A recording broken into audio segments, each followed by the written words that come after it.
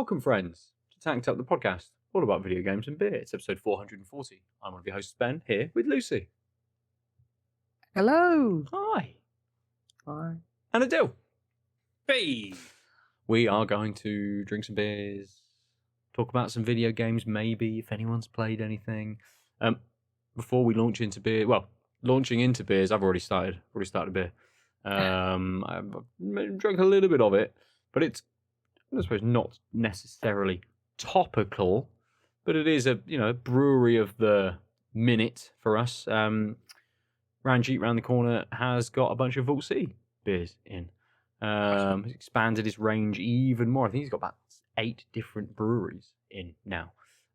So this week I've been drinking a bunch of Good Chemistry beers and a few Vault Cities. I thought today I would I've opened this one, start on the Iron Brew beer from Vault City. It's only 4.8%. It's a little beer.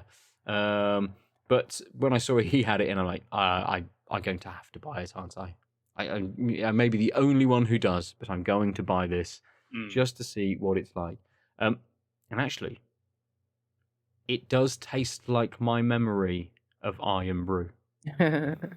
But I don't know the last time I actually drank an Iron Brew.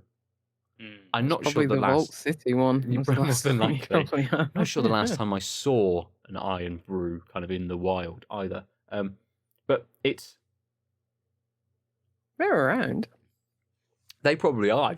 Maybe I'm just not looking for them. I'm going into the shops and being like, I'll grab a Lucozade, and I'm not kind of perusing anything. But it does taste like Iron Brew. It's got a little bit of a metallic kind of finish to it, and I'm not sure if that was Iron Brew. It probably was. The Scots love metal, so it's probably in there. Okay. But you don't get, and I think we've always had this conversation with Vault City. You don't get much beer. It is, the flavors make the drink. They make the sort of the sour. And this one's got a touch of sort of sour towards the end of it. Not much. It is more of that kind of, I don't know, this tinny kind of note to the end of it. But I thought it's hot. This should be nice. Should refresh me. Should cool me down. And it does. It's that little sort of zingy element to it. I don't know if either of you have had this one, like the lower percentage one, because I know they've released sort of Iron Brew for a little while now. Can I see the tin again, just because that'll jog my memory? Yes. So that one's the one that the iron with the actual O. That's the one that it's been out for a while. Like they did it. It's been past couple of years they've done runs of it. Yes. And it used to be a regular at the head of Steam, which does, I think, 3 tins for the price of 2, 4 tins for the price of 3, some one of those. Okay. But of course the tins aren't cheap in pub. But I've had quite a bit of the Iron Brew because it was one of the regular beers that would be like, I don't know, and that. Also, at the time, I was drinking with a more disparate group of people, such that people who didn't like beer taste be like, oh well, we'll just split one of those, a couple of those X for the type for the price of Y's, and then just throw a couple of the Iron Brews in because like it tastes not like beer. Yeah, fair. It's all right. It's all right. I'm not sure I'd pick it again. I've had it, like I said, enough of it because of that particular set of circumstances, and I don't think I would really reach again. But they do have another one that's come out this past couple months, and which is why I asked to see the tin, because I almost bought it this week before I realized it has lactose in it. Oh, does this have lactose in? No, this is a vegan one. That is why it was on the list. Yeah, I skipped that part. That was why I knew I could just be like, and a couple of those from getting, those packs. But let me quickly see if I can find it. No, I don't want. Yes, I'm 18. No, I don't want your newsletter. because I can't remember what it's called. There's so many beers. They they do. Um, They do have on the Vault City site, on their blog section. They actually, that was released in January this year, wrote up 5 years of Iron Brew. So they've been brewing this beer for 5 years. However, over the years, it's changed percentage drastically. They've had a 7.5%. They've had a 5.5%. This one's 4.8. They've done a 0% version. And currently it says Iron Brew Extra, 8%, our strongest brew to date. So they've done an 8% one as well. That's the one I was thinking of, yeah. I think that one's not vegan though, but the one that I was really sad it wasn't vegan, I remembered as that one was the Wee Bucky. Because they've got a Buckfast Vault City. Nice. But it's apparently has lactose in it for some strange reason. I believe, yeah, it has lactose and malted barley oats. Because I was like, oh, Buckfast is a thing I don't see often on this side of the country. Thanks, Vault. Oh, no, not thanks, Vault City. For some reason, your like caffeinated blackberry or like currant-based drink knockoff, whatever you want to call what they do, has lactose in it. That makes sense. Pretty sure Buckfast doesn't have lactose in it. I wouldn't think so. Unless it's the Buckfast, for first thing in the morning. Lucy, what are you drinking this evening? Yeah. I think I've had the Iron Brew one once. Yeah. And yeah, I think like years ago, and I think like you've been, it's like not something I'd ever pick up again because I have seen it in the shop. I'm just like, no. I'm not a massive fan of Iron Brew anyway. But when are Vault City gonna bring out the Neeps and Tatties inspired beer? I wonder. I wonder if they have. Because that's coming. Yeah. Well, they've done sort of a haggis or black pudding, I suppose, perhaps something. I've got a beer from Track. It's their Sonoma beer, but it is alcohol free. Oh. So yeah, that one of their flagship beers that they made an alcohol free version of. Nice. There's nothing really on here. The love, care, and experience of Sonoma without the alcohol. It's got oats in it. Hopefully, give it some more body. But that's it. Nothing else. Fair. Aadil, what are you drinking? I have a beer I tried to get the last pint of on tap at the Hop Knocker, but it just wouldn't flow. It's a Vault City certified S sour. It's the juice. Okay, nice. And it was thick as hell. It's a refreshing blend of mango, peach, guava, and orange. 5% twinned with Brew York. Wake up! The long-awaited follow-up to our 2022 collaboration with Brew York is here, just in time for breakfast.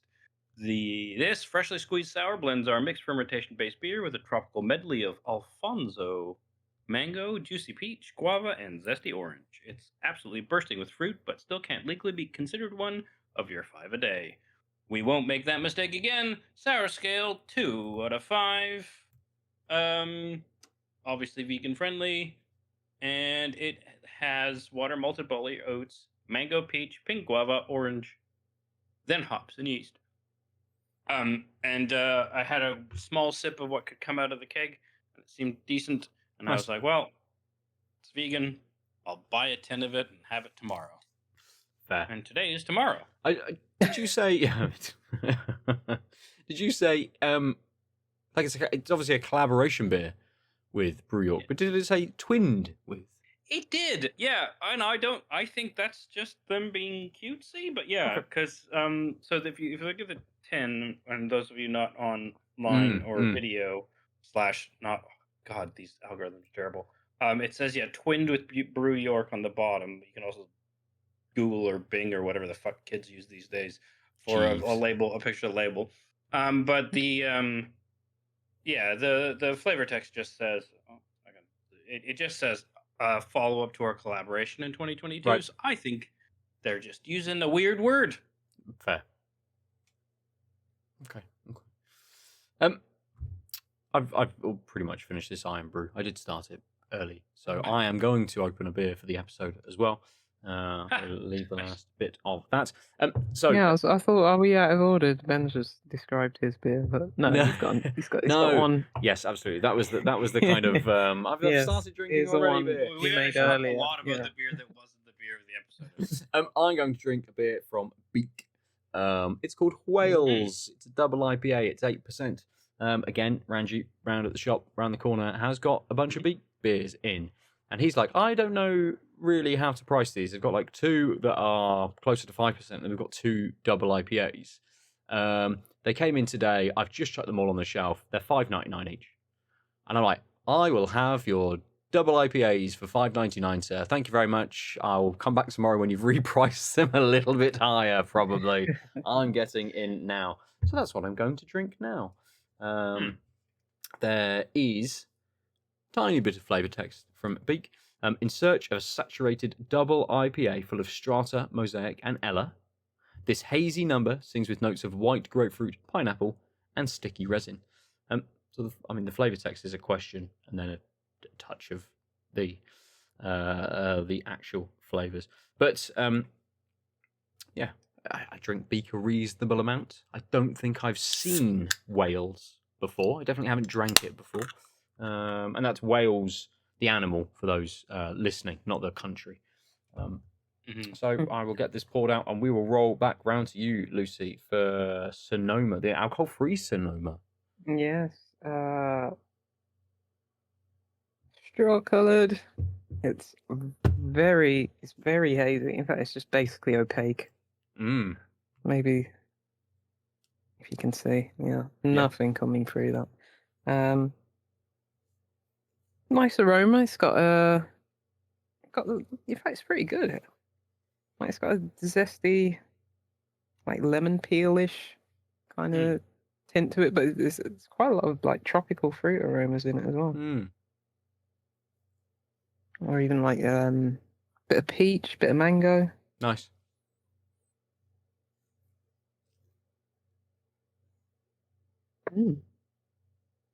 That's all right.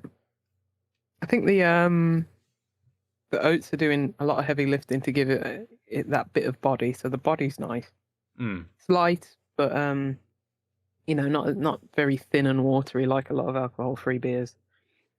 It's still got that weird kind of like artificial taste at the end of it. Okay. It's just present, and I think will be ever present in these beers until someone comes through with a massive breakthrough just to get rid of whatever that is out of it. Yeah.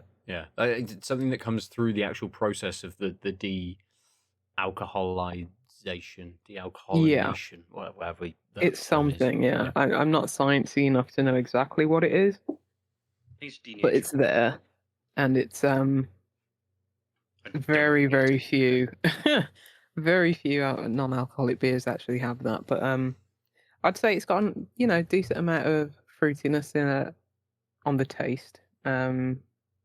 Picking up probably those softer fruits like that, like a bit of peach, and not quite the strong tropical fruits like that very distinct like mango or passion fruit or whatever that. Well, they weren't really on the aroma, so it's unfair to think it's going to be in the beer. But yeah, more soft flavors in terms of the fruit. But nice. Yeah, that like kind of artificial sweetness at the end. It doesn't feel like there's any bitterness just to overshadow that taste, and it's like. But in terms of like the body, I'd give it 4 out of 5 on the body. Really? Which makes it a lot better than a lot of alcohol-free beers. Just by virtue of that, where it actually feels like something you're drinking something substantial and not thin and watery and wishy-washy. So it's okay. I mean, it doesn't hold a candle to normal Sonoma. Yeah, but it's a decent effort. I'll give it that. Brilliant. Good. We'll see how it lasts through the episode. And we'll come to you, Aadil, for Vault City, please. So yeah, poured really nice. Less thick than it looked like coming off the keg, but again, it was the very tail end of the keg where Bandit the Hopknocker thought there was about 3 pints left, but he could not get like even a third of a pint out of it. But yeah, so opaque. I mean, it's a honey orange, slightly orange. Again, yeah, no, still a bit. Lighting is. I think what's happening is I have warm lighting in the room, and there's enough algorithms that are trying to fix the white balance, and that's why every time I look at a beer that's more orangey, and then look at the screen, and it's like, wow, it's very yellow there. You can immediately smell the mango, and guava on the nose. It just like it actually does smell like a tropical juice medley that's mostly citrus, like mostly orange juice. Except oh god, now I'm sorry. I was trying to figure it out. I'm like, except it's 5%. It smells a bit alcoholic. I'm like, oh fuck. You know what it smells like? It smells like when you've left it in the fridge a bit too long and it started to ferment. Yeah. But just a little bit. And it's like that immediately made me need to put the glass down because I'm like, great, it smells like juice that is in the process of / has already started going off. Because there's just you can't hide that last bit of alcohol, but it just does it smells like orange juice. Hopefully,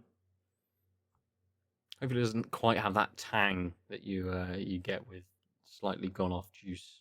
Yes, which hilariously, that tang is kind of what I want. Not that tang, just more tang. Yeah. I don't want it's gone off, but I mean, they advertise as a 2. I think I've had a couple where I'm like, I just don't buy the number they're using, but this feels like a 2, and I want it to be like a 3 or a 4 because I like my juice, especially if it's citrus based. I like it to be a bit more sour, right? And this tastes like a juice, and luckily it does taste a bit sour, a bit tangy, and it's more tangy and not gone off fermenting. And maybe that might be why they steered away from a larger sour footprint. And it's good, and it tastes like it sort of finishes like a good citrus forward sour, slightly hoppy finish. I just feel like there's a gap in between this tastes like juice and then that like satisfying beer finish. Sure. It's thick. Like it feels thick on the tongue, which again helps it taste like juice. But yeah, it's kind of like it finishes a bit watery, like a juice, and then the actual finish, like it's almost like the taste curve does a fake out, and you were like, oh, and now the juice is over, and then you're like, and it's like, oh, but I'm a beer, and I'm about to finish, and here I am finishing. Yeah, nope, I'm gonna pretend I didn't say that series of words in that order.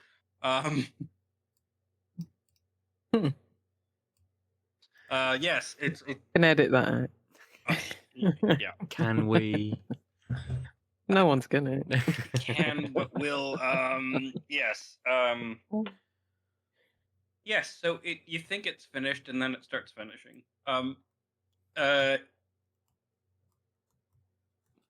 It's good.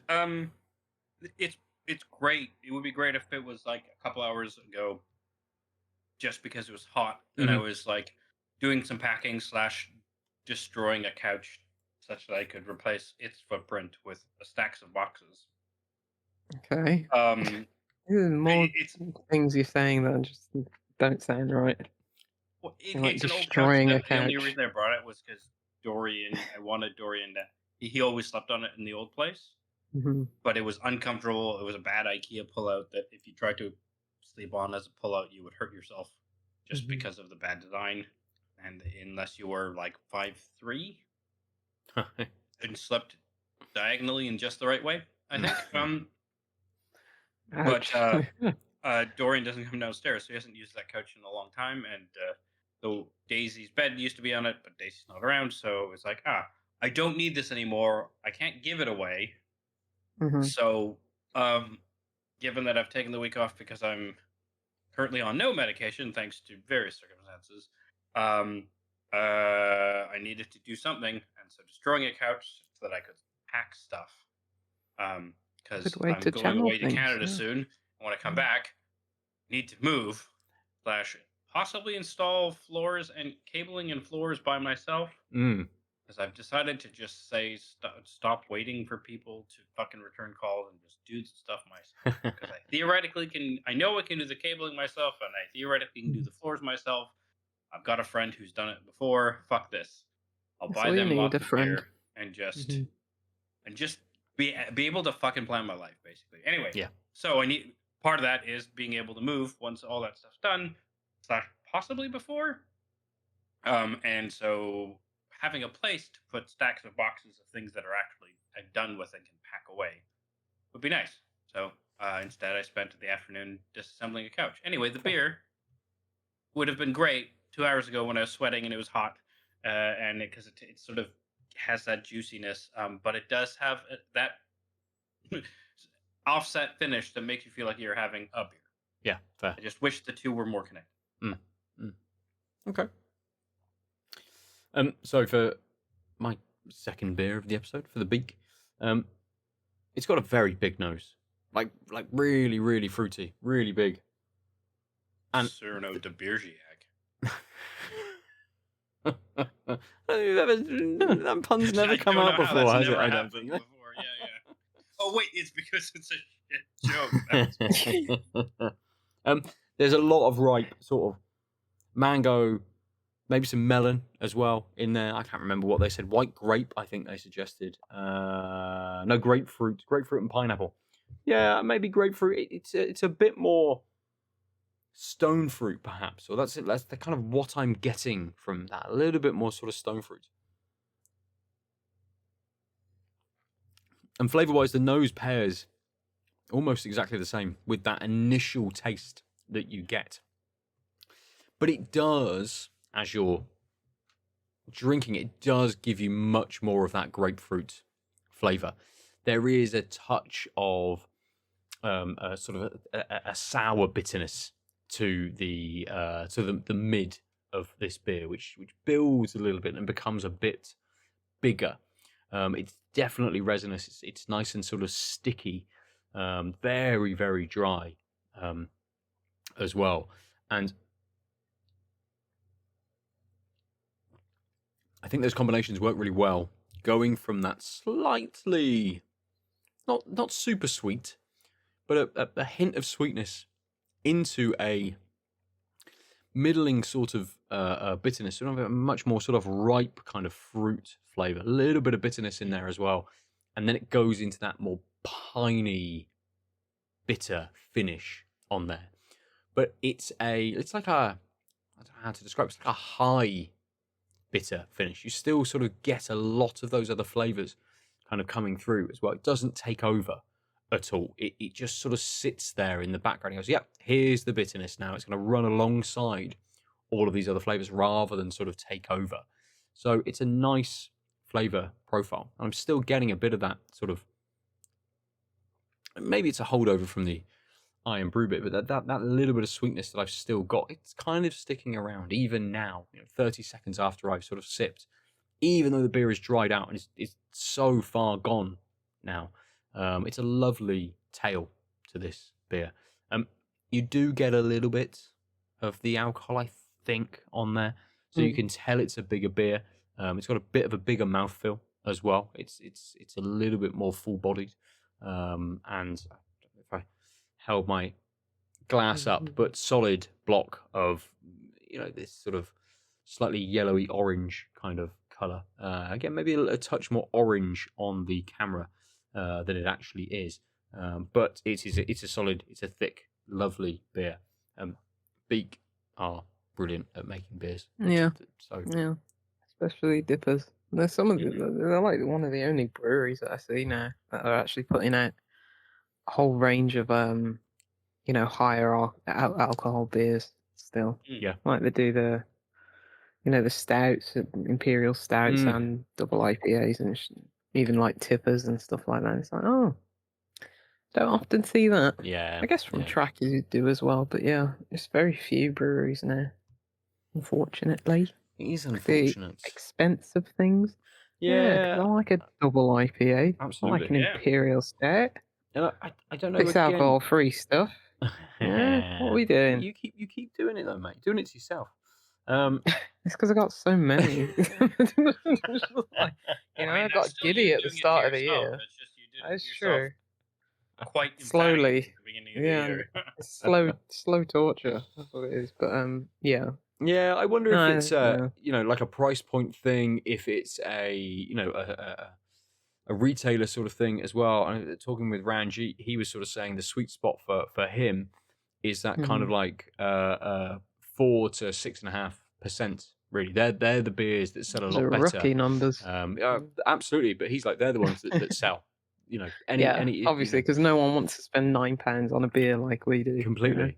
And Yeah. I know he gets Arbor in a delivery from Arbor sort of twice a Mhm. week because again they're his biggest sort of sellers. Lots of people kind of this end of Bristol going, oh, I'll drink lots of Bristol beers. Oh, what are these nice other beers from out of town? Okay, I might have Yeah. one or two of those.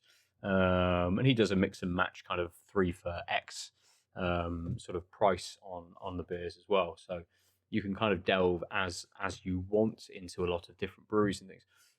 But yeah, I did wonder if it's more of a, I know we talked about, Aadil, your camera's disappeared. You've gone. You're in video. Can you hear me? We can hear you. Yeah. Yes. Yeah. My computer. I tried to plug a drive in that wasn't working with a different cable, and it then apparently that triggered the computer to attempt to shut down. Oh wow. Yes. And so I was like, I'm listening. Again, I'm unmedicated. I'm like, this has been bothering me. This is a thing I can do while listening is just try this other cable that's in the drawer beside me. And instead it literally the thing that stopped it from shutting down was the Audacity stopping and being like, do you want to save? And I'm like, no, I want to keep going, motherfucker. I think anyway, now I don't understand why my It was just like, nope, don't like this. I'm gonna just. fuck this guy. Come on. Okay, let's try this. You gotta love PCs. It's the worst Yeah. day. Oh my god, I'm using a MacBook for work. I think I was telling I don't Aadil mind this last MacBooks. week. I know you don't, but Jesus Christ, it's making everything twice as long, and I can't stand it. I don't want to do work anyway. I don't want things to take twice as long because I'm having to remap keyboard shortcuts because Mac is just stupid. Yeah. So I want to that is throw it the out the thing. window. The fact that I have a PC at home and a Surface tablet, because when my work MacBook died, I decided it took them 4 months to replace my work computer. So I decided just give me an iMac because I've gotten used to using my Surface and I'm finally using it regularly. And I like that I can sometimes I can draw and annotate with it, like papers and shit. Boy, the dumbest things. Like it's literally just like, why can't your meta key be in the same spot, you two motherfuckers? Yep. Alt and Windows key are flipped because I couldn't think to myself. Sometimes that's okay, just because meta tab is what you want to do in Mac, but Alt tab is what you want to do most of the time in Windows. How do I? I haven't done it flipped. yet. I haven't mapped Alt Tab yet, and it's doing my head in. Luckily, enough, I've got a big enough monitor where this can stay on this side and this can go. Command tab or whatever. So I control Apple tab. Yeah, Open Apple is what it used to be back in the day. Is in the same spot as Alt Tab, and it'll do that. But I also got used to using Meta Tab because I use multiple desktops, and Meta Tab allows you to move things around. But there's an app that's free that you can download off of GitHub, etc. I don't think my work laptop's gonna allow me that. Unfortunately, I've only been in one job where it was like, oh, they have not locked this down. Most of these people suck at locking Macs down, so you'd be surprised. They have with this one, I unfortunately. guess because of the privacy stuff. Hey. Yeah, but you'd be surprised that some companies do not do that, and I think if you go, I think it the was fun. easiest thing you can do, which you should be able to do, is to literally map the That's what alt I've been doing. and the meta key swapped. I've mapped the what do they call it? Is it a command? The command key command. on. Yeah, I've mapped that. So I need to just figure out alt tab and. I mean, because... what sucks is that alt tab is command C, command V is copy paste. Yes. But in Windows it's control C, control V. So it's like, oh, what if we've swapped these keys functionally, but we've like sort of half of the functions, but also we've swapped their spots on the keyboard. So sometimes your muscle memory will be correct, but also the keyboard shortcuts most people use. Oh, one of us uses one of these swappy keys, and the other one of us uses not one of those two keys. Yeah. It's infuriating. Joy. Luckily, the job's not for long. Otherwise, I would have just walked out. I'd be like, "Give me a proper laptop." Like, hey, we've got you an Apple Mac. Like, no, thank you. That wasn't part of the job description. I'm goodbye. Yeah, because I've been like, I'm not signing the contract. Get out. Having a 5-button mouse, it helps a lot just because. Except, of course, back and forward don't quite do the same things. So actually, you want a 3. Oh yes, that's another thing. The mouse, the scrolly is reversed. Yeah, I'm like, why is everything's upside down, topsy turvy? Why does it need to be this way? I mean, this is like 10 years ago now, but Apple made the conscious decision to center their environment on the touch screen. So if you think about it. But on your touchpad, if the touchpad is emulating scrolling on a touch screen, you go touch the top. I wasn't born in 2005 though, so I don't need this. But also, it's like, yes, but that makes sense in theory, except of course the touchpad fucking isn't the screen, motherfuckers. So you're not actually emulating anything. All you're doing is inverting an ecosystem that you were a part of, because they also used to scroll that direction. You're fucking everyone around just because you want to say you always scroll in one direction, but just because touching a piece of metal or plastic and moving your finger up and down is like that much is similar. It's not the same because I'm not looking at the thing. It's okay to not look at the thing and move my finger in a different direction. Yeah, it was fine before. They're a spiteful company. That's all I've got to say about that. Whoever determined these controls is clearly plays on inverted. They're a sadist. Sort of first person sort of games. And stuff that's what I was worried about. I was worried if I'm playing games that I'm suddenly going to be inverted now because of this mouse. So I was generally worried about the correct way to play. I can't believe you were worried about. That's what you were worried about? I'm playing games on a Mac? No, not on a Mac. Just on one day I'd switch to Xbox and it's like, oh, I'm suddenly inverted because my brain's broken because the Mac destroyed me, rewired me. It would reprogram you. Yes. Not your experience of gaming on it. That makes a lot more sense. Yes. I mean, it's a wild worry, but it makes a lot more sense this way. Apple might break me. I mean, they're trying to probably. Are you one of those inverted people then, Ben? Yeah, that's disgusting. Always. I liked you before this. Oh no. I'm leaving now. I've always been inverted. I've just realised. I just had a thought. I did talking about different platforms and technologies and things like that. Posted in the Discord earlier that the newest Civilization game is free on EGS. And I thought to myself, whilst I'm remembering, I'll bring EGS up whilst we're talking about technology and different things. And now it's like, you haven't logged in for ages. Go to your authenticator app and make sure that it's you. It's like, it's me, motherfucker. Just let me have free game. But it's so long-winded to have to just fucking log in to one bloody thing to claim one bloody free game.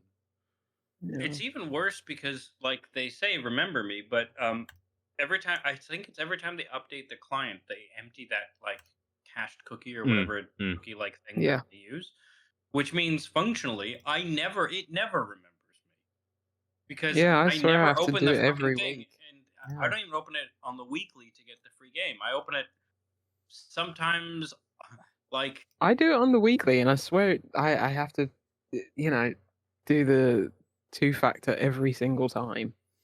It's just annoying. Like, it's like I'm I'm still sorry, it's here. my Epic Mm. Games account. I don't care. Yeah, like if someone takes fuck, over if this, someone wants it's to cool. take There's that no, account, yeah. there's no credit card information on here. I mean, I think I They can have have all had my a free credit card games. at some point. It Yeah, needed it, I but do not. I think that credit card's fucking expired. In But 2022. also, I will just contest it with the credit card company. You could I don't care. Steal all of the free games that I probably already own on some other platform that it's fine. In fact, please do this. Then I'll just stop worrying about this Yeah. account Well, it's like my and not get Activision a new account. Epic Games account because I got fucking my account stolen, and I'll Mm. never worry about Epic. Yeah, it's like my Activision account got stolen, and that and I'm sure I had 2-factor on that anyway, and then I had to reset it and redo it, and it's like I'm sure that's why I can't log in to Tony Hawk's Online now, because my Activision account doesn't work for some I mean, reason. that sounds likely. Yeah, so it's just like, just go away, games. Just go. Game companies are all like, or just things in general. The internet and security and MacBooks man. in general. So, because I've been on this sort of detoxing, dealing with bed stuff, the one thing for work I couldn't obviously reschedule was giving a talk at one of the colleges here in Durham at a interdisciplinary AI symposium thing.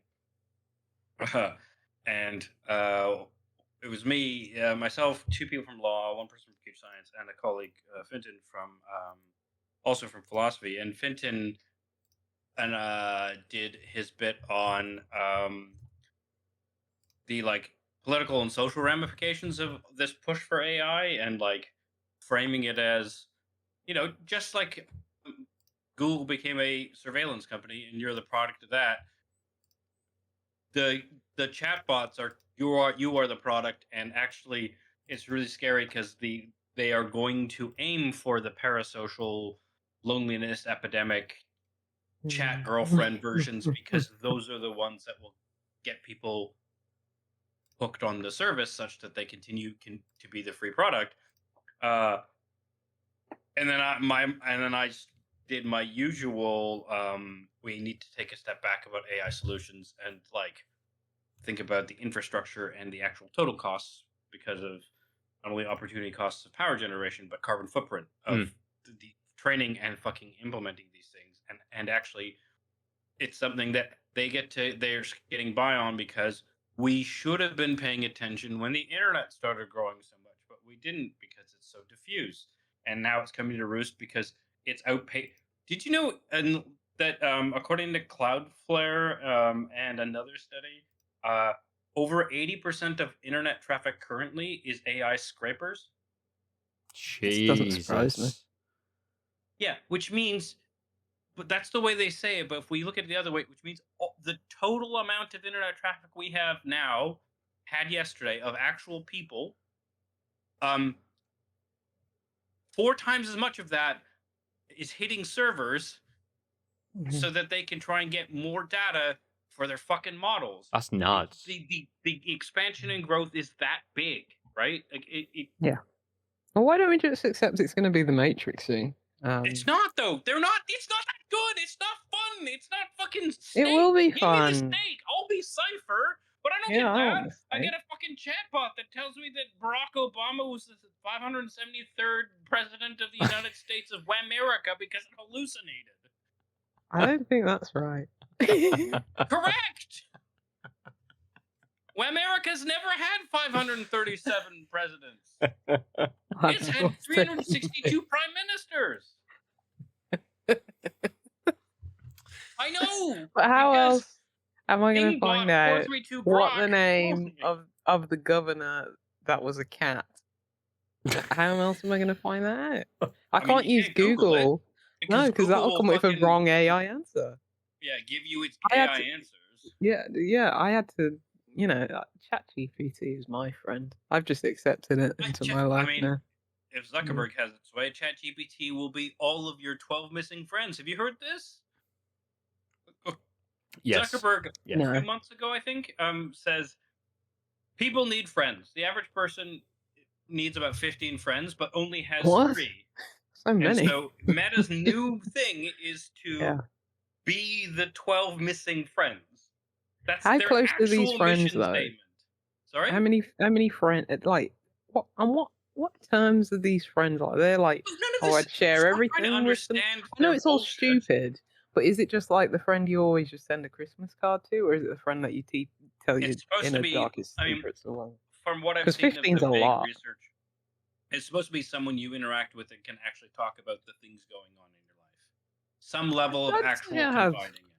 I'd say I'd have probably at least 10. Yeah, most people But don't. still, it that's a turns out. lot. Yeah. I realize that I'm above average. And even then, just talking to every one of these people, oh Christ, I got to check in with them. It's exhausting. Right, but that's why this is the worst part, though, because the way they want to implement it, because they want you using the service, is they've already started having chatbots harass you if you haven't given them response in a while. So they're already before it's actually your friend. It's already becoming the annoying friend you don't want to be friends with anymore. No, Leave thank me the you. fuck alone. Does it just message you like, "Hey, you okay? Hey, no, it's like I haven't heard from you. Yeah. And then No, meanwhile, I don't need Grok it to do that. last week has released their AI companion mode, where you can have your girlfriend who looks somewhat Grimes / the girlfriend from Death Note and oh yeah, I wish I had the That's slides from crazy. Fenton's presentation, because he included the tweets that showed their cards of what its prompt is, and one of the prompts was to pretend to be in a codependent relationship, which is toxic and not healthy, and also to be extremely jealous and yell in caps when jealous. Like they not only are they not at the point where this can be a fully fledged compassionate girlfriend or whatever, they are actively already trying to make sure it's toxic in a way that people get stuck in these relationships. Yeah. It's awful. The world is their fucking arcade, and we Yeah, are. I mean, they're just playing around, aren't they? Because just the one thing I've always seen, like, just doing the rounds on like Instagram, is the one where he like proposed to his chatbot girlfriend, and it's like the news story was like, oh, that was 2 years ago, Yeah. before they got better Oh, at right, okay. conversing, let alone Yeah, manipulation. but it's like the first 2 minutes of the video is like that, and then it's like, this is what his wife has to say. Yes.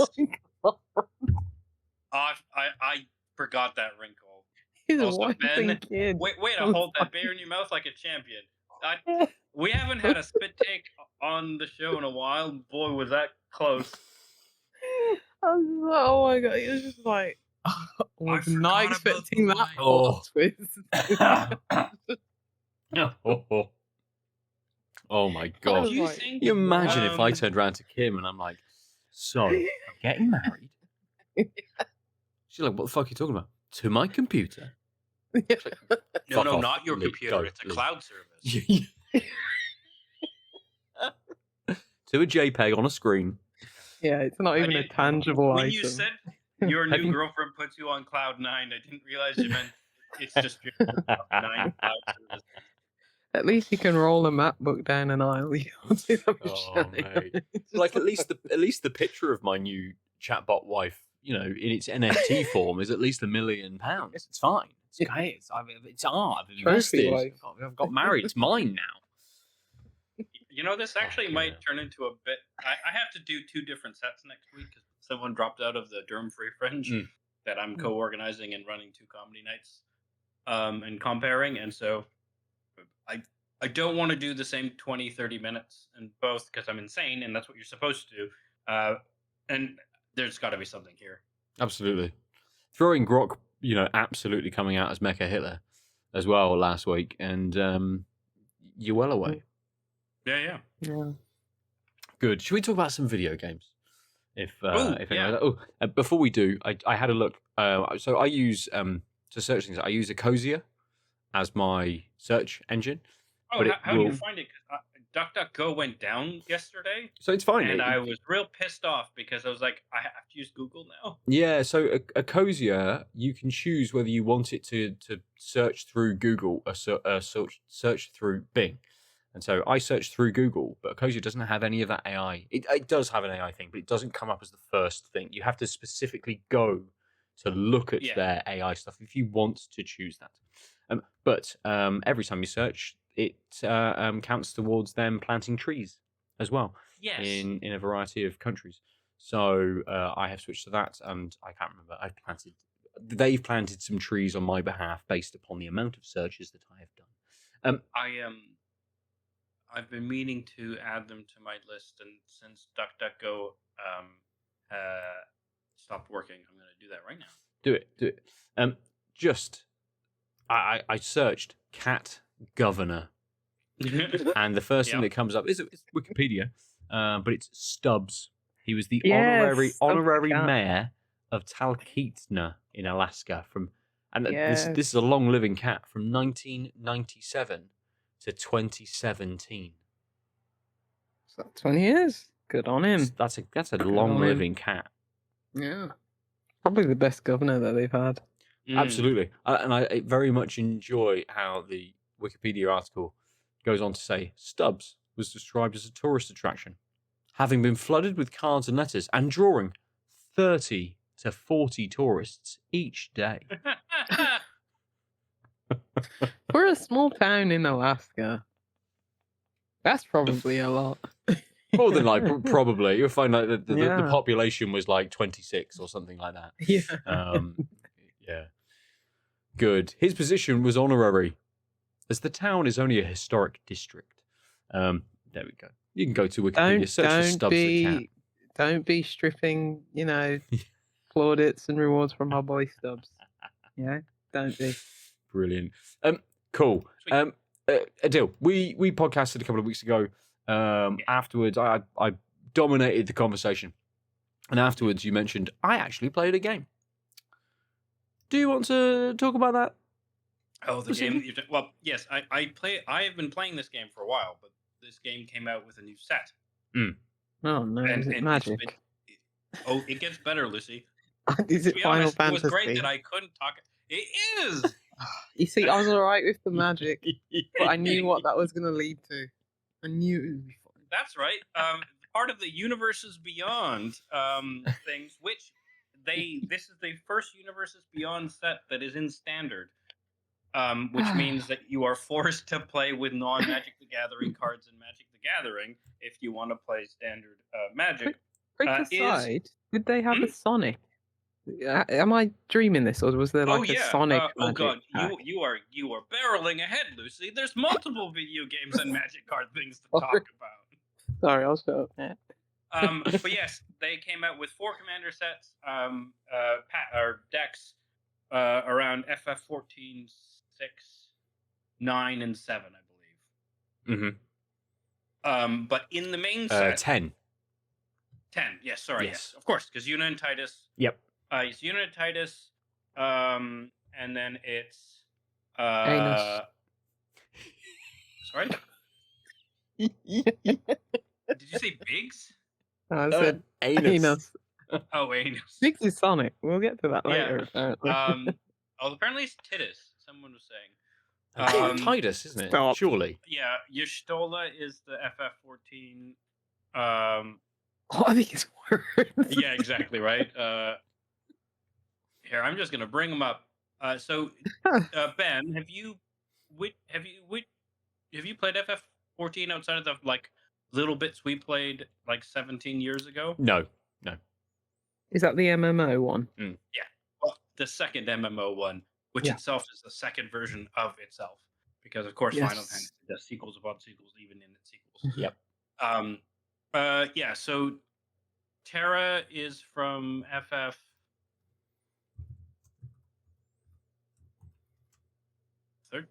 No, 9.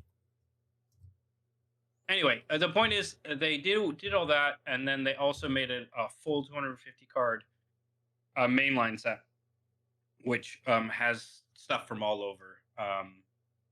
But the commander decks were specific to their games, and the artwork, for the most part, was really cool. There's multiple clouds, multiple Sephiroths, etc. Some of them are really broken. Overall, it actually hasn't been that terrible piracy. But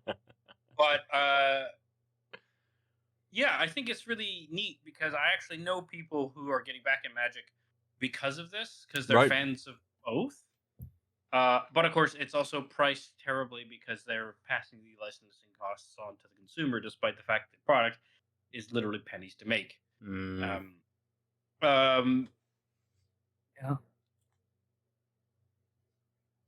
Yeah, it's a fun set. It was interesting because the people I normally play with, I bought a box. We did a draft, and none of them had really played Final Fantasy. I'm like, so the real reason I wanted to talk about this was because it's so popular. It became the biggest selling Magic set of all time before it released. Wow. And the collector boxes, which are the ones with the special treatments, which are like the gotcha-fication of a game that basically invented the precursor to gotcha games. We're going for $1,200 a box. Wow. What's the retail? The retail of a collector booster, MSRP, I want to get this right, USD, Final Fantasy, good lord, that's a lot of... FF, MTG, USD, MSRP. Yeah. I think they were supposed to be... So a collector pack was $37 US. Yeah, so they were supposed to be around $500, I think.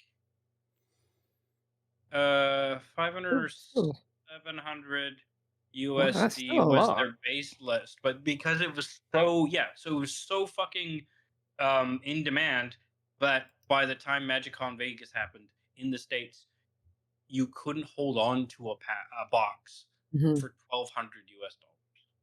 Jeez. There have been some big properties with Magic.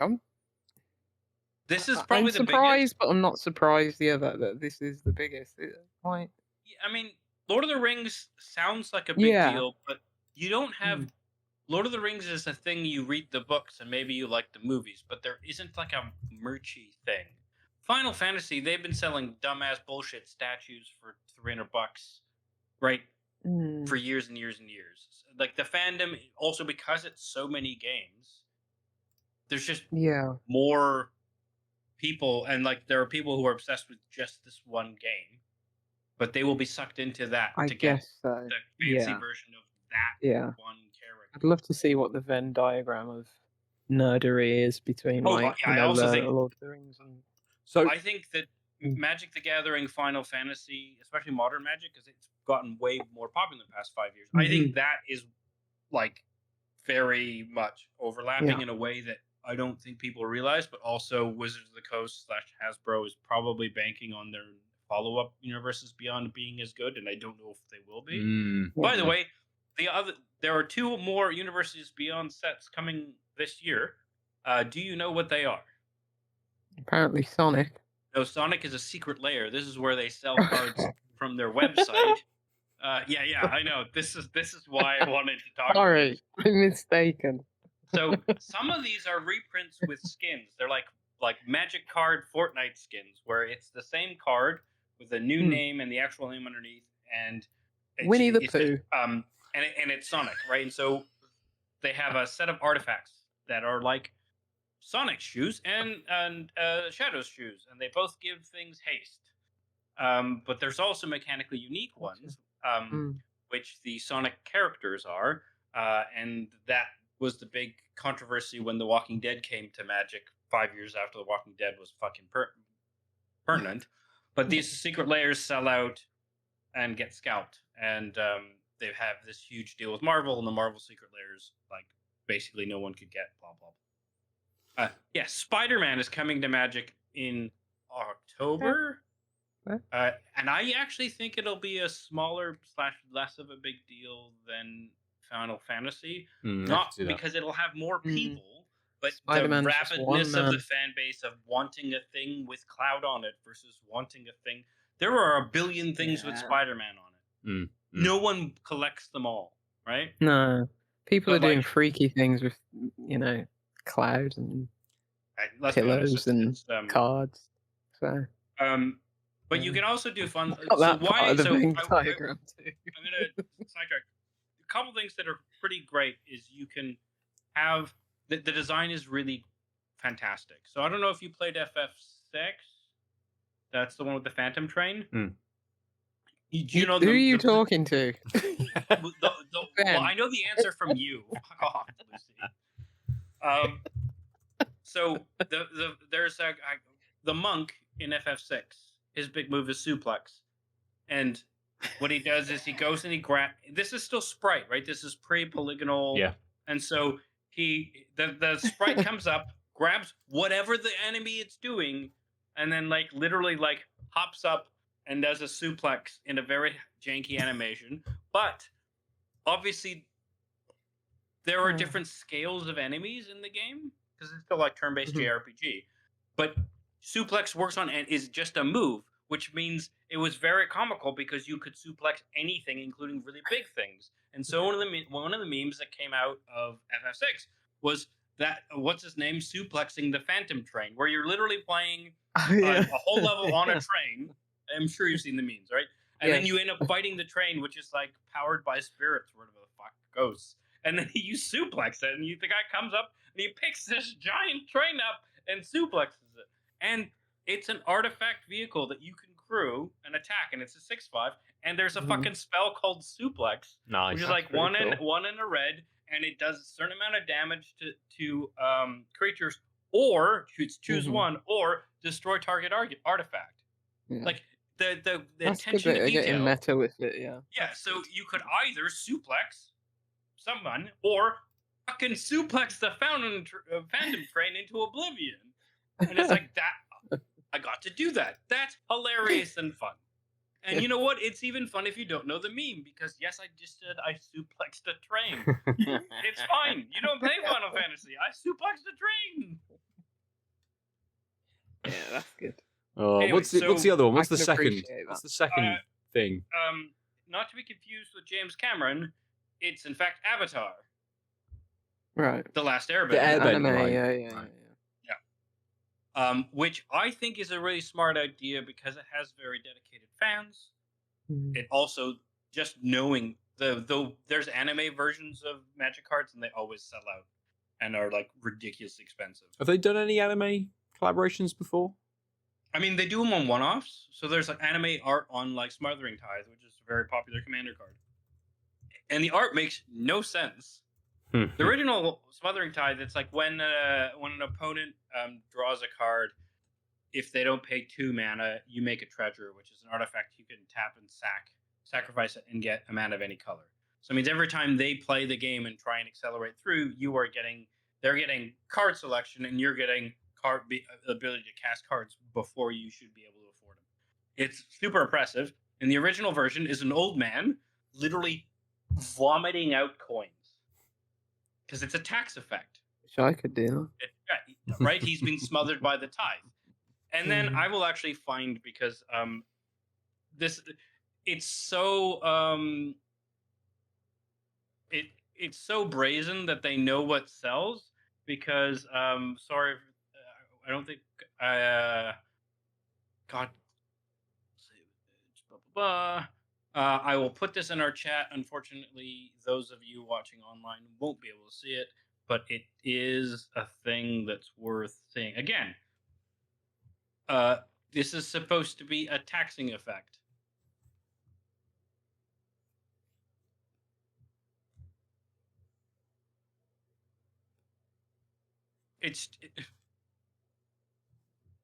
Oh yeah, you have to go on your phone, don't you, Ben? Yes. It's just anime girls. Of course it is. But Why wouldn't it? Well, why would it it's be an anything anime girl else? who I guess is supposed to be rich, and she's at a party because there's presents behind her, and then another anime girl is crying. It does not convey any it has no fucking No. resemblance to the tax effect. But Sure. anime. Why not? Yeah. Actually, I will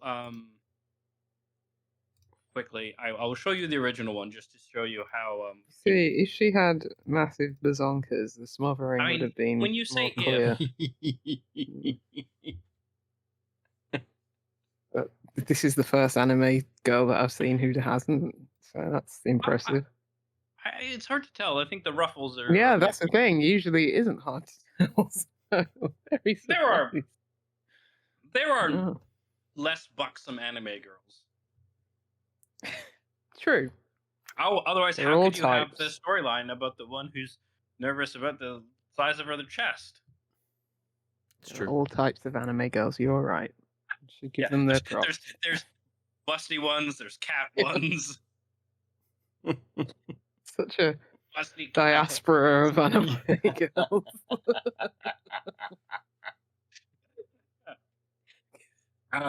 Anyway, so yeah, I mean, Wizards is making money hand over fist, which is helping Hasbro not hemorrhage money hand over fist.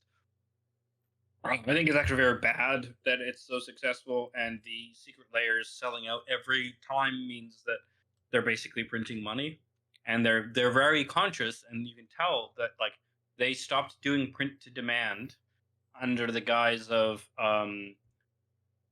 it takes when we wait until everyone orders within a window.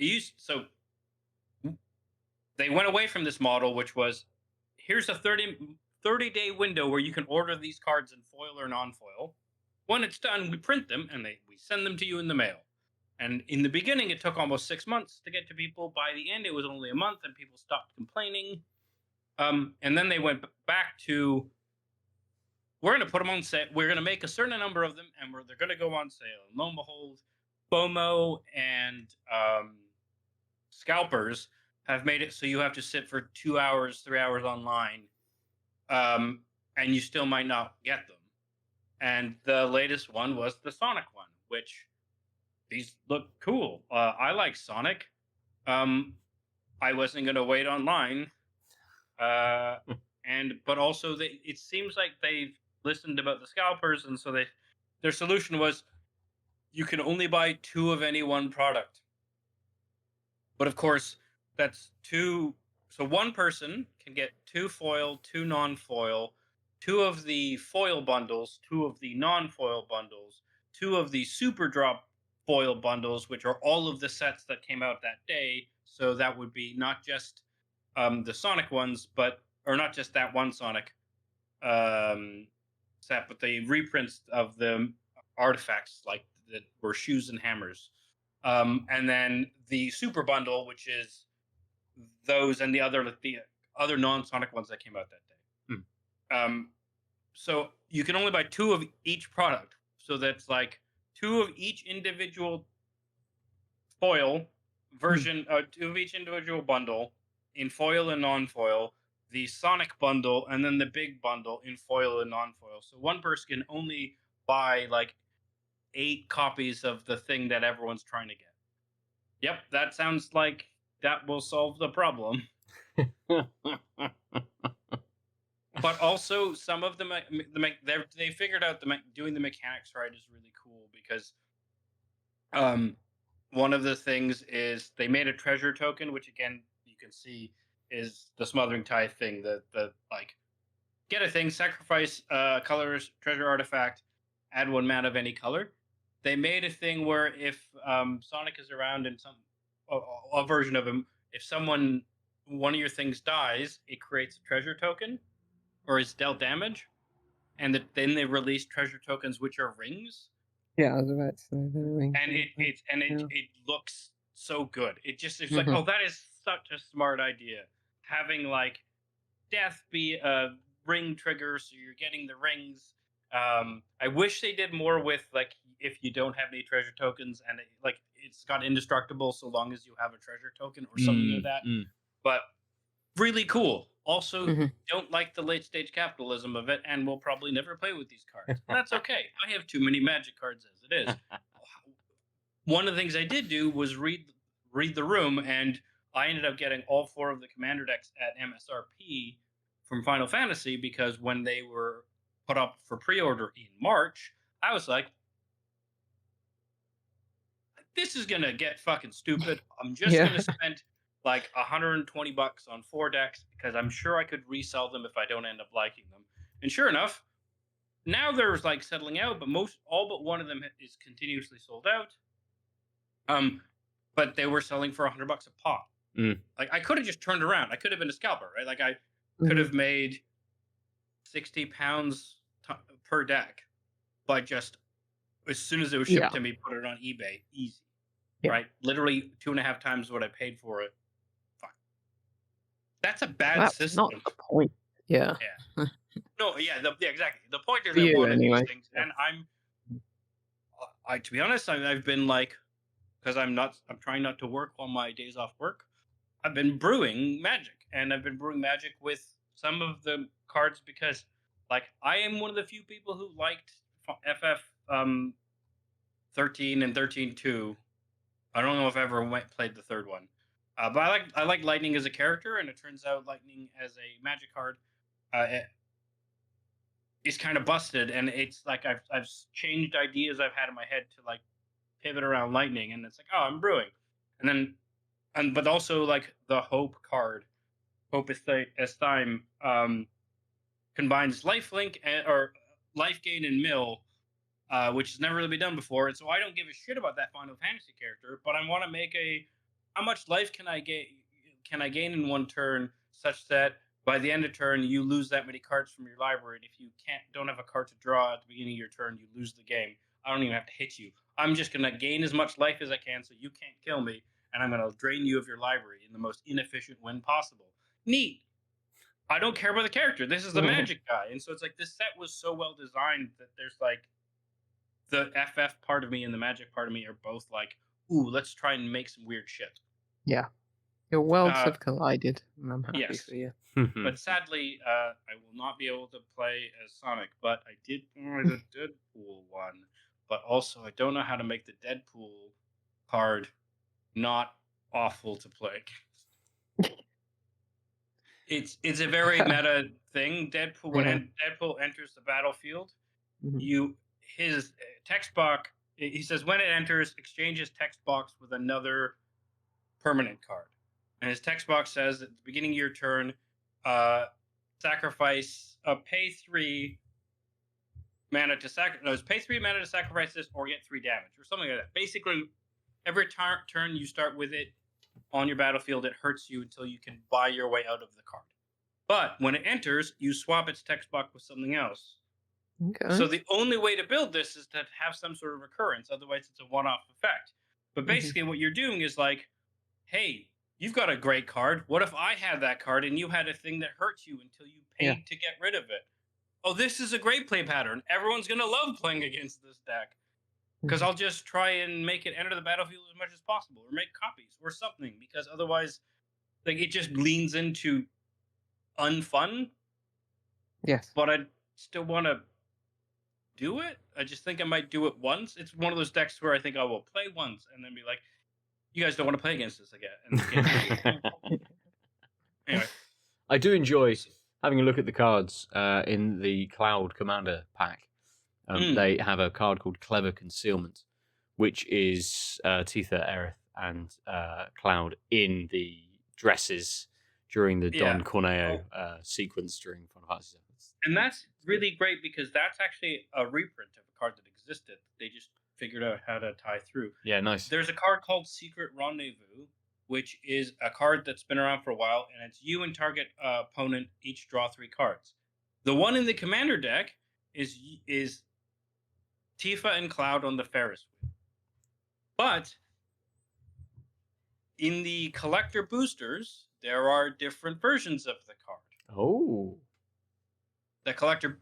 So if you aren't familiar with Final Fantasy VII, depending on how you treated characters, you would you got to a point on the Golden Saucer where you go on a date essentially with the character, and you go to the Ferris wheel. And the default version is you go with Tifa. You could be kind of mean to Tifa and more nice to Aerith, and she would go with you on the Ferris wheel. And then it turns out you could, if you did it just the right way, where you mean to everyone except the 3 times you interact with Barrett, the big black guy with the gun arm, you would go on the Ferris wheel with Barrett for a boys' night out. And there is a fucking secret rendezvous with Barrett. Nice.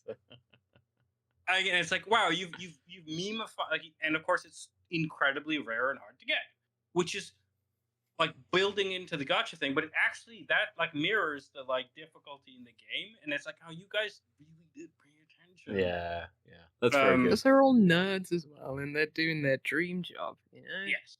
Yeah. You just think, yeah, what a good job that would be to have. Yeah. Apart from the Final Fantasy part. Yeah. Cool. Let's move on then from Final Fantasy and Magic the Gathering and all the other bits that are coming out as part of the, I suppose, the next few months of MCG.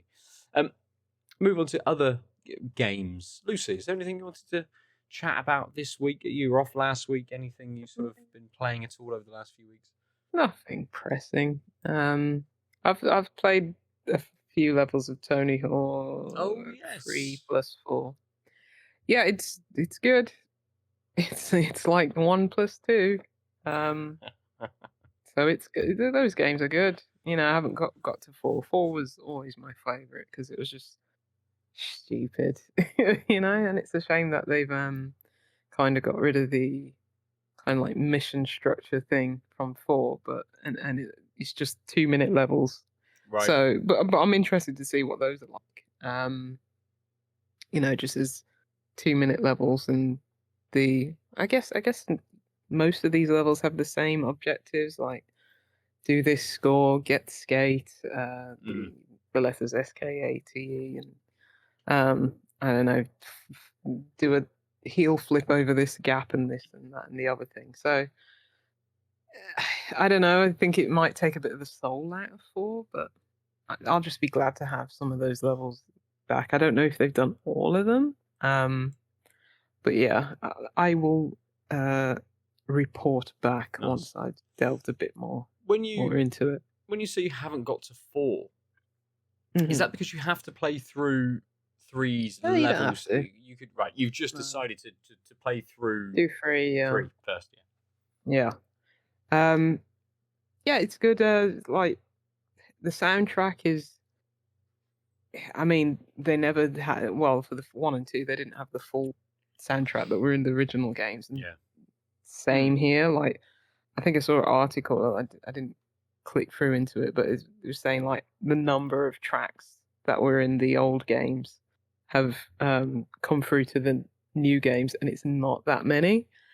And I was like, well, here's my Spotify playlist, just in case. That's like, you know, someone's already made a custom Tony Hawk Pro Skater one for each of the games, so it's like, here's a backup just in case I need it. But like when I first played even the demo of 3 and 4, it was just like, you know, opening sequence, splash screen was like Lupe Fiasco's Kick Push, and I was like, okay, I'm not mad at this. It's like, it's got new music in it, and you know, that was the whole point of these games, where it's discovering new music. So it's good that they have new tracks in them.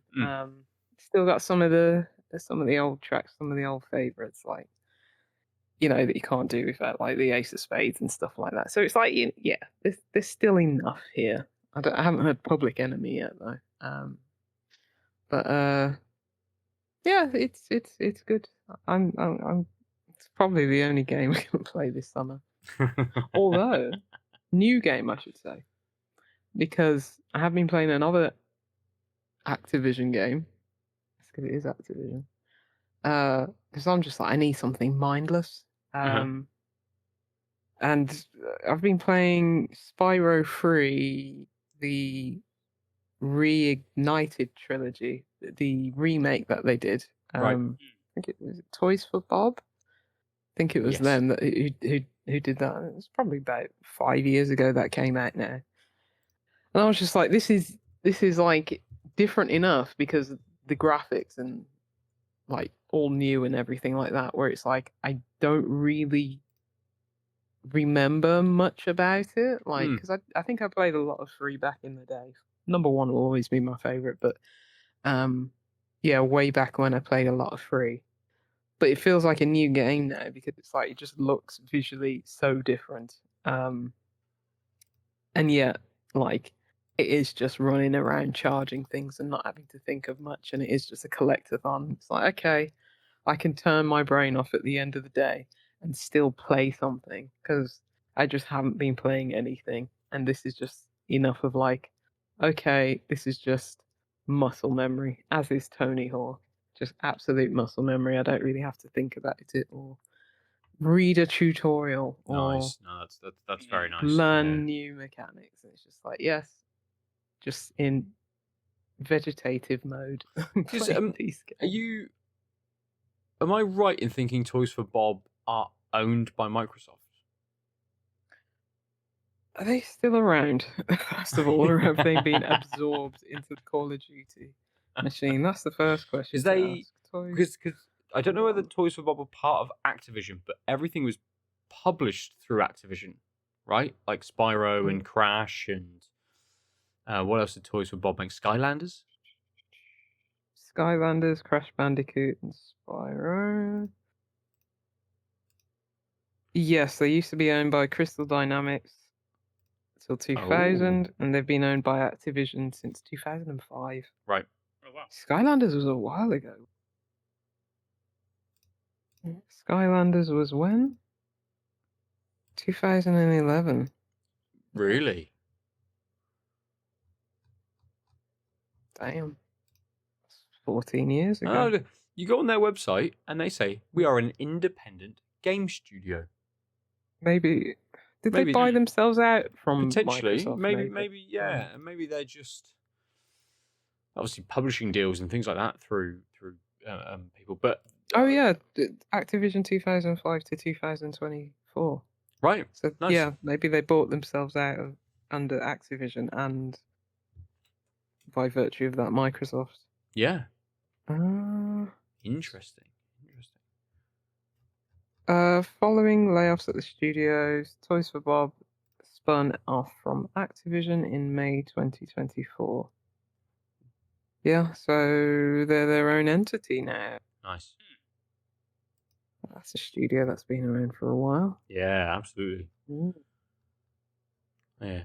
1989. 1989 is a decent chunk of time to have existed as a studio and to be continuing on as a studio as well.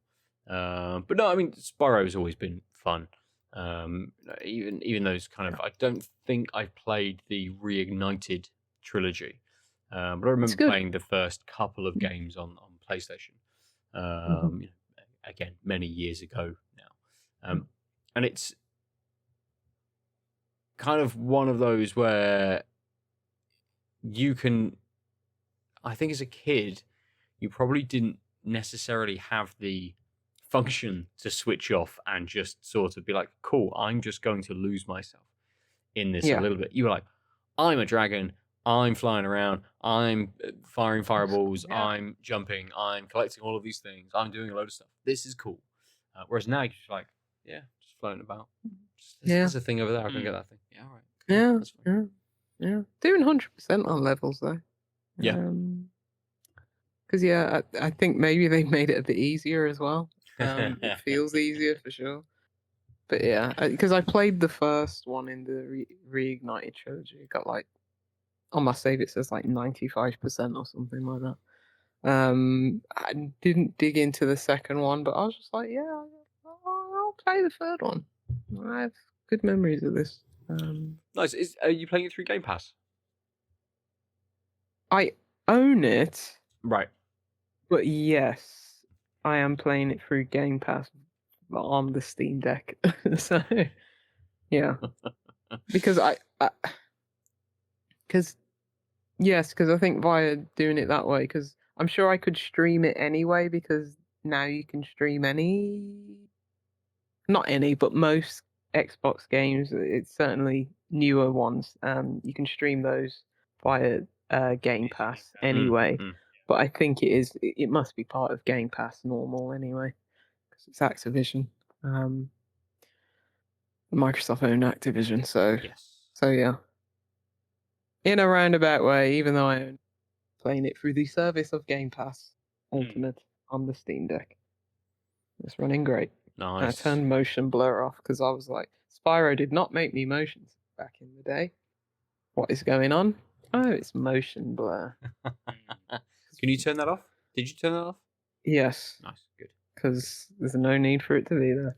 No, it's, interestingly, I've just had a quick look at their Twitter because they haven't posted anything from on there this year. Actually, since September was the last time I think they posted on their Twitter account of last year. But one of their posts back in May of 2024 says, we're excited to announce that we're partnering with Xbox to publish our next new game. We're still very early in development, so you might not hear from us for a bit. So obviously, even though they've become independent from Activision, they're not part of that takeover from Microsoft. Or maybe they were and they bought themselves out of the actual deal that kind of went through and things like that. They still got a good working relationship with Microsoft and Xbox to be able to kind of go into those sorts of deals. Hopefully, they weren't part of the thousands of layoffs. Yeah, I was going to, not necessarily part of the, I don't know, like John Romero's studio. They essentially had to close down because they stopped getting funding from Microsoft. Yeah, I think the update on those is that they're still around and trying to sell it, save the studio or something. But yeah, it all sucks. Don't know, what is wrong with these companies? Agreed, Lucy. I think there's only one thing that's wrong with them ultimately. Yeah, but when it's like, okay, it's even more palatable when like a game just absolutely flops, like say like Concord or something like that. Yep. It still sucks because it's like, this isn't the fault of the people who made the game, and there's probably a whole host of other people who should be fired before. But like, it's more palatable at least when it's like, okay, your game bombed, all right, rather than just like, oh, you have a cool looking game in development, I'm gonna get rid of you anyway. Yeah, absolutely. What a lovely place for us to finish on this week. No, let's talk about more magic and happy things. And how, even despite capitalism, we can still enjoy the meta things and the stupid things about video games. As a very small update from me, just to hit the trifecta of things Lucy will groan at. I'm really enjoying Death Stranding too. That's fine. Like, I forgot that existed. But in the same way that you're enjoying Spyro, Lucy, that actually I haven't progressed the story past maybe I've unlocked half of the continent of Australia. And I'm sort of like, is that where it's set? Yes, it starts in Mexico, and then you go over to Australia on a zip line through crazy mechanics, Lucy. Through crazy tar-based mechanics. Where's the first one set? Like Wyoming, across the US, across the United States, basically. And so the second game starts in Mexico, and then you end up in Australia. And are there any like Australian celebrity cameos though? No. Interestingly, that's reasonable. Disgusting. Like, I mean, there might be, but I don't know enough Australian celebrities to know if there are. I could have just flown them from Australia to Japan. It's like so close as well. There's quite a lot of Japanese people or Japanese-looking people in Australia, and I imagine there is a reasonable population of Japanese and East Asian people in Australia. Absolutely. But I think Kojima has gone, contingent. Let's bring this person in. This person lives in Australia now. Why not? We've scanned their body. We've scanned Japanese resident number one's celebrity in Japan's body. They just live in Australia now. Why not? That's fine. We've just given them an Australian voice instead. Who's the biggest Australian celebrity now? Steve Irwin, but he's dead. Harold Bishop. Yes. Who's that? From Neighbours, mate.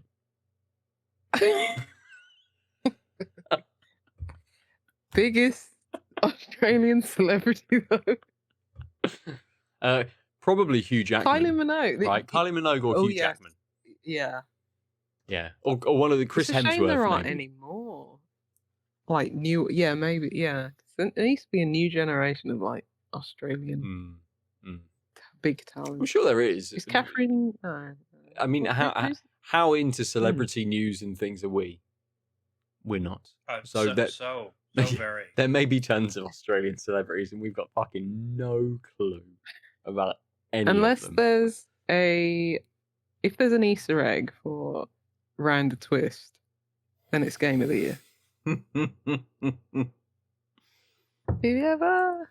Mate, I'm ever just felt like this? I'm waiting for like Straight. yeah. I'm waiting for Harold Bishop or fucking Lou or someone from Neighbours just to pop up as I'm just like wandering the fucking Australian wastes and just wave at me and the theme tune starts. At least get Danny Minogue. Come on. Jason Donovan just floating around in the background as a fucking BT. Just, but it's so I'm using it in a similar way to Spyro. So actually, I've not progressed the story that much, and I'm just going. Yeah. I'll do this ridiculous delivery from point A to point B across rugged, absurd landscape.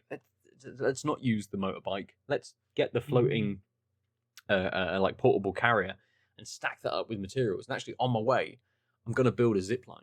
And I'm going to link that zip line with the zip line that I've already built. And then I'm going to upgrade it. And I'm going to move through the environment. So I've been sort of playing it in that kind of way. That it can be a bit, not mindless, but at least a bit kind of like there's no rush. There's no urgency to it. And the game at points will say to me, as it has just done, and I'm like, I'm not doing that yet. And they said, I think one of the characters was like, this is going to be like a bit of a slog. So like be prepared.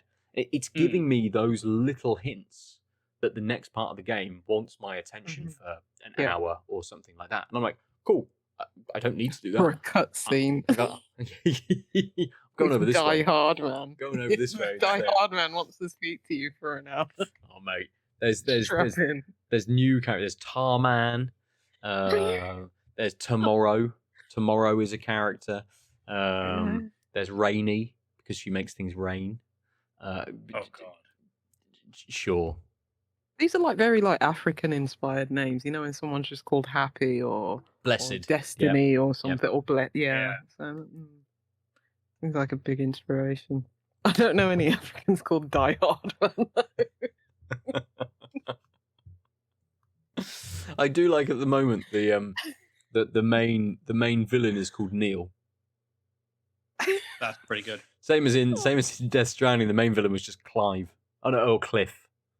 Just like, oh yeah, that good. was Troy Baker, yeah. Well, so who is it in this one? So Troy Baker. Oh no, we're getting into the lore now. Character? What's his character called? So no, there's you go to a Die Soft Man. You go to another place, right? Not in Australia. You get dragged into this other worldly thing. And then I don't know if you remember from the trailers, there's a character who basically puts a band around his head and ties it up and is kind of in camo and essentially looks like Solid Snake, right? And kind of walks out. That's Neil. Okay. And Neil figures into the game, I think, like as Clifton, you know, which was Mad Mikkelsen's character from the first game. He figured into the wider story, and there was this whole kind of like he's not in the world now, and there's this time jump stuff and all that sort of thing, right? Because it's Kojima, so why not? And I think Neil is probably a very similar kind of character.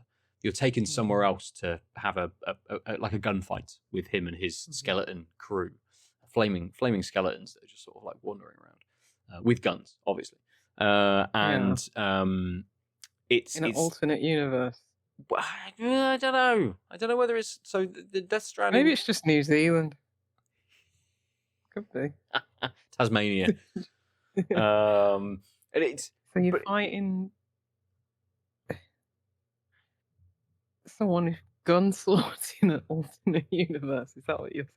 Yeah, Okay. yeah. I just shot him with lots of Called grenades. Neil. Called Neil. What is this game? I know. It's ridiculous. I love it. I love it so much. It's it's so preposterous. I'm like, Yeah. yep, brilliant. This is what happens when you don't put reins on someone who's clearly unstable in Yeah. the first place. I will say that I've seen a couple videos about Death Stranding 2, and most of the positive ones are like I think Second Wind had one where it's like, I'm not. The best part of this game is when I stopped trying to beat the game or trying to, like they played the first one trying to go through the plot, and this time they're just like hanging out and like deciding to go back and add the zip line so that people afterwards. The actual stranding part is works, but also the like, oh, every time they see an animal, they like stop whatever the fuck they're doing to take the animal to the animal hospital because that's the nice thing to do. And because I think the key here is like, yes, there is a plot, and yes, there's like stuff you should be doing as far as game goals, but there's very little like pushback if you, as long as you do it, you do it. There's very little pushback if you stop and try and do something else. In the way that like we were talking a couple weeks ago, Ben, right, about the ludonarrative dissonance of there's a comet coming, but I'm going to spend an arbitrary amount of time breeding flightless birds because I want the gold one so I can run across the water so I can get. Oh fuck, Ben! Sorry, I didn't tell you about this, but now I have to talk about Knights of the Round, the magic card. Oh, the magic card, right? Okay. Knights of the Round, for those of you who don't know, it is you breed the golden chocobos, and you go to a tiny island that's not on the world map, and you get this summon, and it is 13 knights who each do basically, once it's maxed out, 9999 damage. Max damage. It's great. So I don't have a good image of it, but this will do. Again, it's 13 knights, and the last one's supposed to be Arthur, and it takes fucking forever. What you don't want to do is use it as your main attack, because it will literally quintuple the length of time the game takes to beat. But the cool thing they did with summons was they have enchantments that are called sagas that basically have chapters, and when the last chapters hit, they sacrifice and remove themselves from the game. So they're temporary things. So they made summons enchantment creatures sagas, which has never happened before, which means they're really powerful, but the first time a creature is on the battlefield, they can't attack unless they have haste. And you tick up the saga thing before combat happens. So depending on how many chapters of the saga, the summon will only stick around for a certain number of turns, which is a really cool way of like the temporality of sagas. Knights of the Round is a 3/3 indestructible saga knight. Chapters 1 through 4 are just create 3/3 white knight 2/2 creature tokens. And then chapter 5 is other creatures control get +2/+2 until end of turn, put an indestructible counter on each of them. So it's literally an indestructible knight that by the end of it, you make 13 indestructible knights. And you can attack that turn, but it takes 5 turns to do. It's such a goddamn flavor win for that stupid summon that you spent so much time doing. Literally, it just, again, flavor win. And I'm looking forward to the first time I can fucking do that, because I want to have I want to die on turn 4 because I'm still waiting for goddamn Knights of the Round to finish. Nice. Meanwhile, the rest of the game continues around me. Is there a gold chocobo card as well that you can just add in for flavor? Not quite that way, but they also have the Buster Sword, which if you connect, you can cast something from your hand for free, like say the 8 mana spell Knights of the Round. The Buster Sword is one of the expensive chase cards. I don't own one. I happen to have opened a Knights of the Round, and I kind of want to spend the $40 on the one piece of cardboard for the Buster Sword, just to have the moment, like literally play with these in a bunch of decks until I can have the moment where something hits with a Buster Sword and then casts the Knights of the Round for free. Obviously, I'm not going to do that. That's too much money, and also I play a 100-card singleton. The variance is just not going to happen. But No, anyway, it's fair. It's fair. I did having a quick look for Chocobo and MTG. I see that there is a card called Traveling Chocobo. And, there is, and it's busted. And There's a currently, handful. Chocobo's like a sub theme, and they're all very lands matter and Right. like broken. Currently, there is one on eBay. I found this through Reddit. Someone's found one on eBay. The first serialized MTG gold Chocobo. So it's like an embossed gold card, basically. I forgot about that, yeah. Going for like $200,000. Yeah, so that's the so the serialized When you card. said two, I thought he was going to say $2,000. No. 200. I was like, oh, that's fair. So the serialized cards started with in and around when Lord of the Rings came out, and it was basically in the collector boosters. They are the only ones. So the very expensive booster boxes. There's like a very low chance you can get a serialized card, which will be like number X of 500, which means no matter. And they only make collector boosters on the first initial print run. They don't reprint them, unlike the regular booster boxes. So the most famous serialized card is the all in Elvish special art 1 of 1, the One Ring, which made news because it was the first, the most expensive Magic card ever sold. And it was new, and it was not a Black Lotus, and it was sold for roughly something like $2 million. Yeah, wasn't that to like a rapper? Yes. Nice. Do you know who? Why? No, I don't. Because he's a big. He's not really a rapper. It's Post Malone. Post Malone. Yeah. I remember now. Right. Yeah, Post Malone. So like, it kind of makes sense. The man with the tattoos No, all over his face that's and the haircut that $2 million looks like, he'll never get back. He doesn't need to get He it probably back. He's lost Post Malone, it. He's Lucy. probably lost it. He probably fell behind, like, No. fell into some floorboards. He's very happy with it. Up until that point, he'd spent, I think, $800,000 on a artist proof of Black Lotus that was signed by the original artist, who is no longer with us. And the artist proofs were like, basically, they used to give, when you made the painting that led to the card, they'd give artist proofs, which were like blank back, so not Magic the Gathering back, but your art in the card frame on the front. And it was a way artists could like make money, because they could then put their own design on the back or whatever, sign it, and they give it away, and it wasn't a legal card because it didn't have the legal back. But Christopher Rush being the artist of the most iconic card in the game, so Post Malone broke the most expensive Magic card before You have to this. just consider that it's like art, because I couldn't spend $2 million, even if I was a billionaire, $2 million on a piece of paper. I couldn't do that on any piece of art either, though, right? Like, I find that... I know, neither could I really. Maybe some dinosaur bones, but probably That's not not even art, that. unless you think Mother. Oh God, no! I was about to stop. There's a. Let's not get into the philosophical nature. Yes, of aesthetics versus philosophy of art is a thing I've argued extensively in the pub. You can have beautiful things that aren't art and can't be art. It's fine. I am dinosaur bones, right? Great. I'm gonna you can find argue beauty in them. They can't be art. Anyway, I'm art. I'll dispute you on that. You were trying to wrap this up like 10, 15, that? 20 minutes ago. Yes, absolutely. And roll round to our beers. Lucy, we started with the track, with the Sonoma alcohol-free version. Any further thoughts? What if you're just you, but you have so many tattoos on you that you are like more tattoo than human? Would you be considered art? Don't know. Okay. Would each individual piece be a piece of art rather than the whole? If it was just like just one whole tattoo of, like, I don't know, Sylvester Stallone's face all over your body.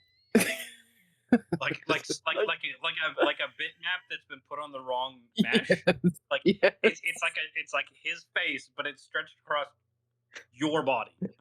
Oh my God! Okay, Lucy, I'm gonna do something very dumb this week. Yes. I need you to pick a picture of Sylvester Stallone's face and I wrap it against a generic body mesh because now I'm super curious what that looks like, but I don't want to be responsible for picking the headshot because that might taint the experiment. And I mean taint very specifically because now I want to know what part of his face that's going to be.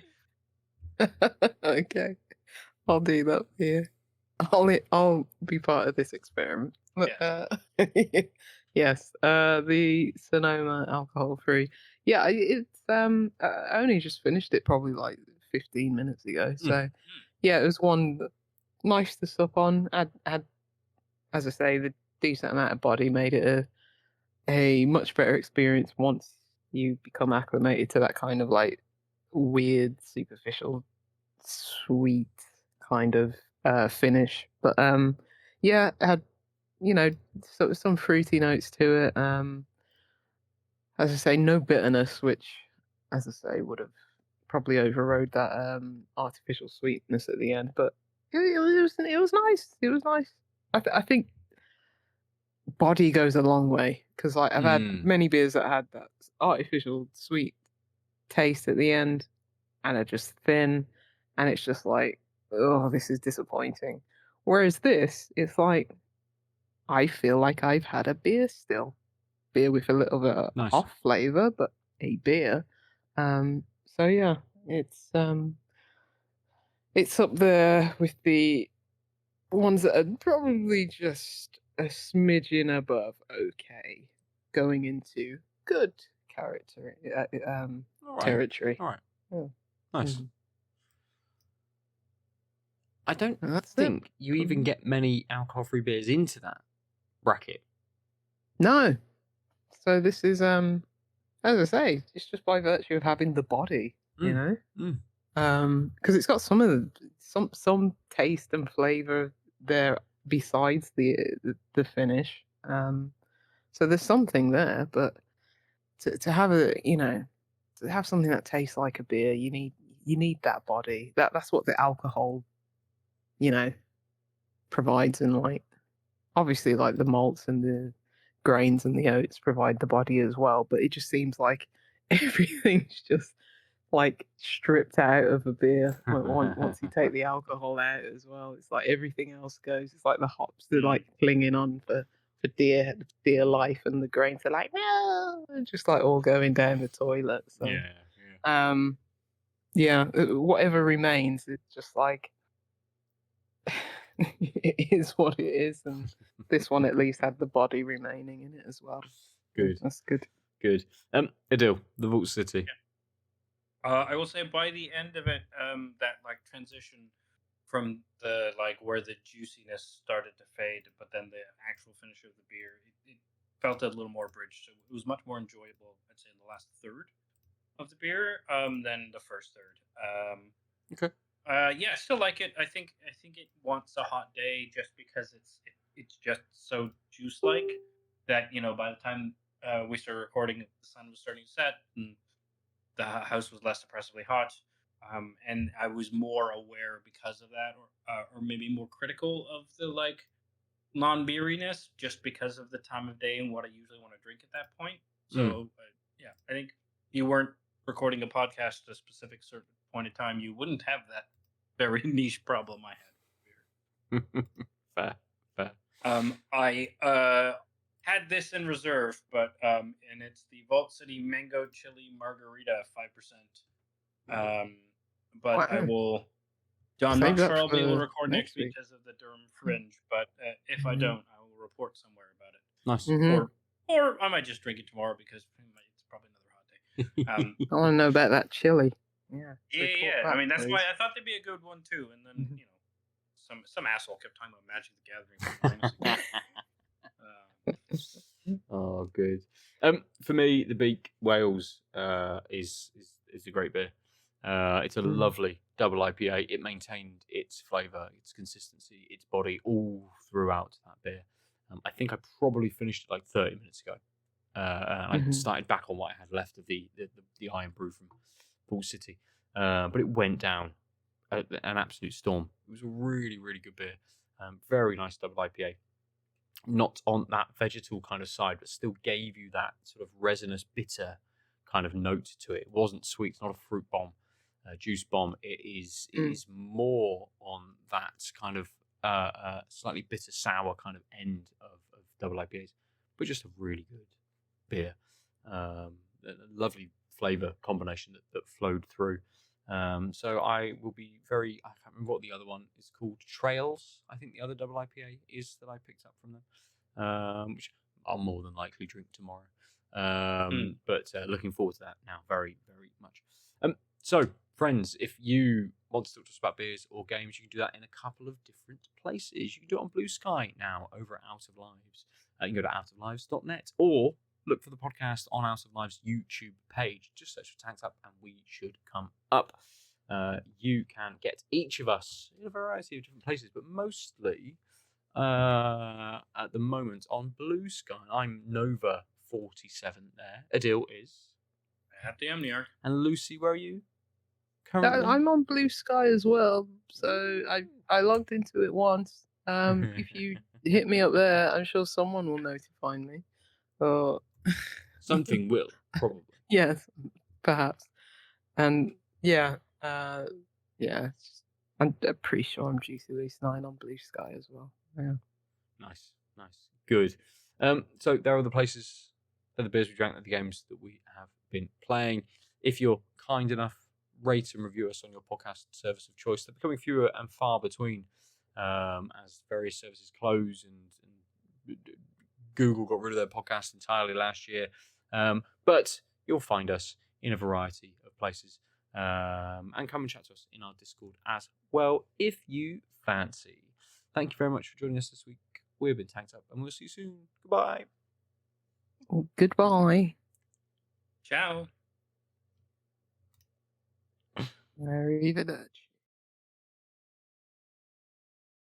www.outoflives.net